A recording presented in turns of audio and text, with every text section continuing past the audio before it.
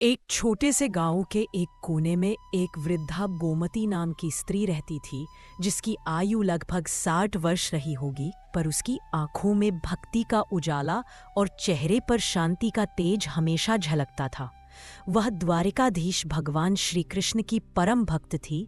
दिन रात उसकी जुबान पर बस एक ही नाम रहता, श्री कृष्ण गोविंद हरे मुरारी, हे नाथ नारायण वासुदेवा। उसका मन संसार के झंझावातों से परे बस प्रभु की भक्ति में ही लीन रहता। लेकिन उसका जीवन आसान नहीं था। उसके घर में सुख शांति नाम की कोई चीज नहीं थी। उसका पति हरिराम एक शराबी था। दिन भर दारू पीता, जुआ खेलता और घर लौटते ही चिल्ला चिल्ला कर उसे गालियां देता, उसे ताने देता कि उसका भगवान कहाँ है और वह किस व्यर्थ के भरोसे में जी रही है। गुमती चुप रहती, बस एक मंद मुस्कान के साथ अपने काम में लगी रहती और भगवान के भजन गुनगुनाते हुए भोजन बनाती। वो कभी भी खाना नहीं खाती जब तक कि पहले भगवान को भोग न लगा दे। उसके 2 बेटे भी उसी पिता के जैसे बन गए थे। शराब, मांस और गालियों का वातावरण पूरे घर में फैला रहता। लेकिन गोमती के जीवन में जैसे ये सब कोई मायने ही नहीं रखता था। उसका मन जैसे किसी और लोक में वास करता था। वो सुबह उठते ही घर की सफाई करती, तुलसी को जल देती, धूप जलाकर मंदिर में बैठ जाती और धीरे धीरे हरे कृष्ण हरे राम का जाप शुरू कर देती।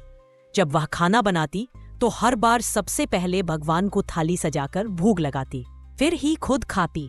उसके पति और बेटे उसे पागल कहकर हंसते, उसे ताना देते कि जब घर में अन्न नहीं है, जब जीवन में दुख ही दुख है, तब तेरा भगवान क्या कर रहा है।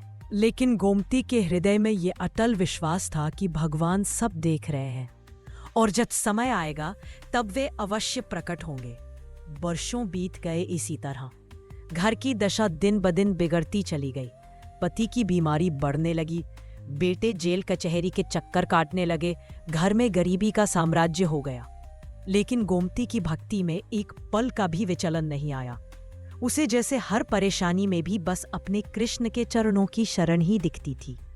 उसके मन में सदा यह भाव रहता, हे प्रभु, मैं जानती हूं कि यह जीवन तुम्हारा दिया हुआ है, ये कष्ट भी तुम्हारी परीक्षा है और मेरा कर्तव्य है तुम्हारे नाम का जाप करते रहना।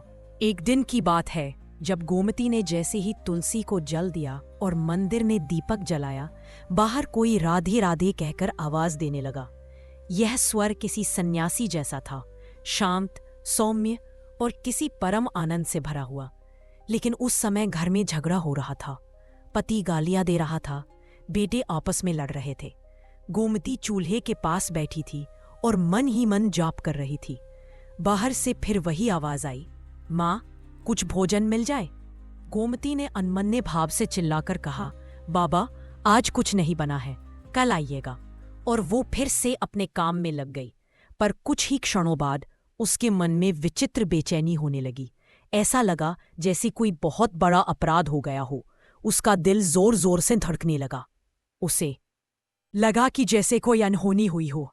उसने तुरंत दौड़कर दरवाजा खोला और बाहर देखा। वहां कोई नहीं था, लेकिन जमीन पर तुलसी के पत्ते और ताजे चंपा के फूल बिखरे पड़े थे। उसने जैसे ही उन फूलों को उठाया, उसकी आंखों से आंसुओं की धार बह निकली। उसके रोम रोम में बिजली सी दौड़ गई। हे नाथ, आप ही तो थे। आपने मेरी परीक्षा ली और मैं असफल हो गई।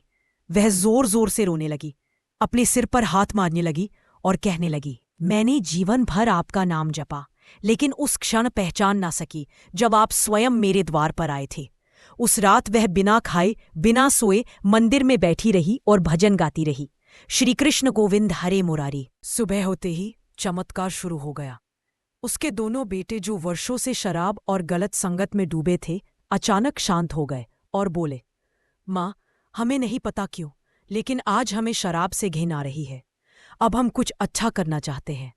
यह सुनकर गोमती की आंखों में खुशी के आंसू आ गए।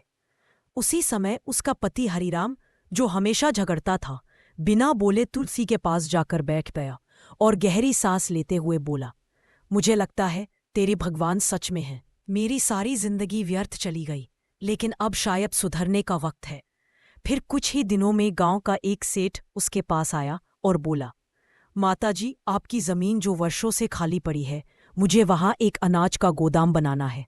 क्या आप मुझे जमीन देंगी? गोमती ने कहा, बेटा, अगर इससे किसी का भला होता है तो ले लो। उस सेठ ने बहुत बड़ा धनराशि उन्हें दी। अब उनके पास धन भी था, शांति भी थी और भगवान की कृपा भी। अब घर में सुबह शाम भजन होता, दीप जलते और गूंजता, हरे कृष्ण हरे राम।